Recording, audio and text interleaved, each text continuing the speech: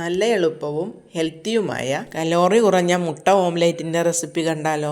എണ്ണ ഉപയോഗിക്കാതെ പച്ചവെള്ളം ഉപയോഗിച്ചാണ് നമ്മൾ ഇന്ന് മുട്ട ഓംലേറ്റ് തയ്യാറാക്കിയെടുക്കുന്നത്. അതിനു വേണ്ടി നമ്മൾ 3 കോഴിമുട്ടയാണ് ഇവിടെ എടുത്തേക്കുന്നത്. ഈ 3 മുട്ടകളും ഒരു ബൗളിലേക്ക് നമുക്ക് പൊട്ടിച്ചൊഴിക്കാം. ഞാനിവിടെ ഇതിൻ്റെ 3 ഉണ്ണിയും എടുക്കുന്നുണ്ട്. അഥവാ നിങ്ങൾ ഡയറ്റ് എടുക്കുന്നവരൊക്കെ ആണെങ്കിൽ നിങ്ങൾക്ക് മഞ്ഞക്കരുവ് ആവശ്യമില്ലെങ്കിൽ അത് ഒഴിവാക്കിയിട്ട് മുട്ടയുടെ വൈറ്റ് മാത്രം എടുത്തിട്ട് ചെയ്യാവുന്നതേ ഉള്ളൂ. ഇനി ഇത് ഒരു സ്പൂണോ വിസ്കോ ഉപയോഗിച്ച് ഒന്ന് കലക്കിയെടുക്കാം. ഇനി നമ്മളിതിലേക്ക് ഒരു മീഡിയം സൈസ് സവാള ചെറുതായി അരിഞ്ഞതാണ് ചേർത്ത് കൊടുക്കുന്നത്. സവാളയൊക്കെ നിങ്ങളുടെ ഇഷ്ടത്തിന് ചേർത്ത് കൊടുക്കാം. ചിലർക്ക് കൂടുതലാണ് ഇഷ്ടം, ചിലർക്ക് കുറവ് മതിയാവും. ഇനി ഇതിലേക്ക് ചെറുതായി അരിഞ്ഞൊരു തക്കാളിയും കൂടി ചേർത്ത് കൊടുക്കാം. കൂടെ തന്നെ എരിവിന് വേണ്ടി 2 പച്ചമുളക് ചെറുതായി അരിഞ്ഞതും അതിനോടൊപ്പം അല്പം കരിവേപ്പിലയും കൂടി ചേർത്ത് കൊടുക്കാം. ഇനി ഇത് നമുക്ക് നന്നായി ഒന്ന് ബീറ്റ് ചെയ്തെടുക്കാം. ഇതിനോടൊപ്പം മല്ലിയിലയുടെ ടേസ്റ്റൊക്കെ ഇഷ്ടമുള്ളവർക്ക് കുറച്ച് ചേർത്ത് കൊടുക്കാം. ഈ മുട്ട വറുത്തതിൻ്റെയൊക്കെ ഒരു മെയിൻ ചേരുവയാണല്ലോ കുരുമുളക് പൊടി. അപ്പോൾ നമ്മളൊരു 1/4 ടീസ്പൂൺ ചേർത്ത് കൊടുക്കുന്നുണ്ട്. അതിൻ്റെ കൂടെ തന്നെ ഒരു 1/2 ടീസ്പൂൺ ചതച്ച മുളകും കൂടി ചേർക്കാം. ഇനി ഇതിലേക്ക് ആവശ്യത്തിന് ഉപ്പും കൂടി ചേർത്തിട്ട് ഒന്നും കൂടി ഒന്ന് മിക്സ് ചെയ്തെടുക്കാം. ഞാൻ ആ വിസ്ക് ഉപയോഗിച്ച് തന്നെ നല്ലതുപോലെ ഒന്നും കൂടി പതപ്പിച്ചെടുക്കുന്നുണ്ട്. അപ്പോൾ നമ്മുടെ മുട്ടയുടെ മിക്സ് റെഡി ആയിട്ടുണ്ട്. അപ്പോൾ നമുക്കിത് വറുത്തെടുക്കാൻ വേണ്ടിയിട്ട് ഒരു പാൻ അടുപ്പത്ത് വെച്ച് ചൂടാക്കിയെടുക്കാം. അപ്പം ഞാനിവിടെ ഈ ചൂടായ പാനിലേക്ക് ഒരു 1/2 കപ്പിൽ താഴെ പച്ചവെള്ളമാണ് ഒഴിച്ചു കൊടുക്കുന്നത്.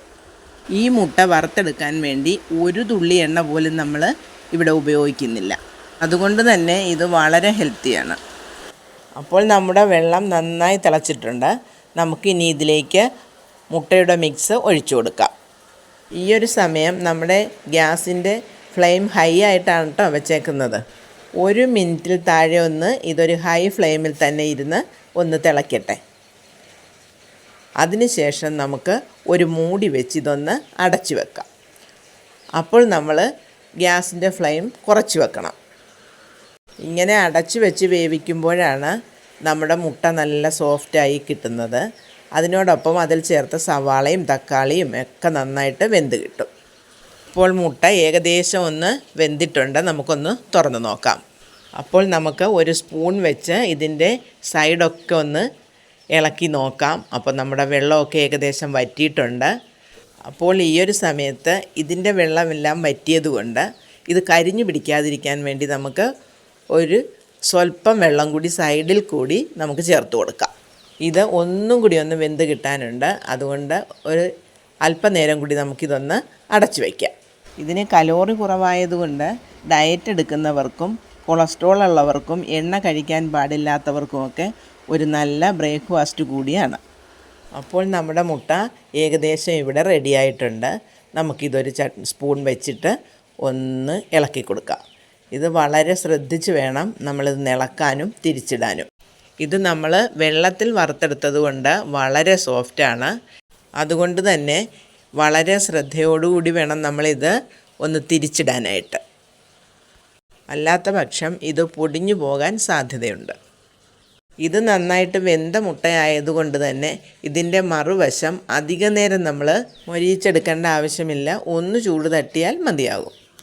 അപ്പോൾ മുട്ട വറുത്തത് റെഡിയായിട്ടുണ്ട്. നമുക്ക് ഗ്യാസിൻ്റെ ഫ്ലെയിം ഒന്ന് ഓഫ് ചെയ്തിട്ട് ഒരു പ്ലേറ്റിലേക്ക് പകർത്തിയെടുക്കാം. അങ്ങനെ നമ്മുടെ എണ്ണയില്ല ഓംലേറ്റ് ഇവിടെ റെഡിയായിട്ടുണ്ട്. രാവിലെ ബ്രേക്ക്ഫാസ്റ്റിനൊക്കെ മിനിറ്റുകൾ കൊണ്ട് തയ്യാറാക്കാൻ പറ്റിയ ഒരു ഈസി റെസിപ്പി കൂടിയാണിത്.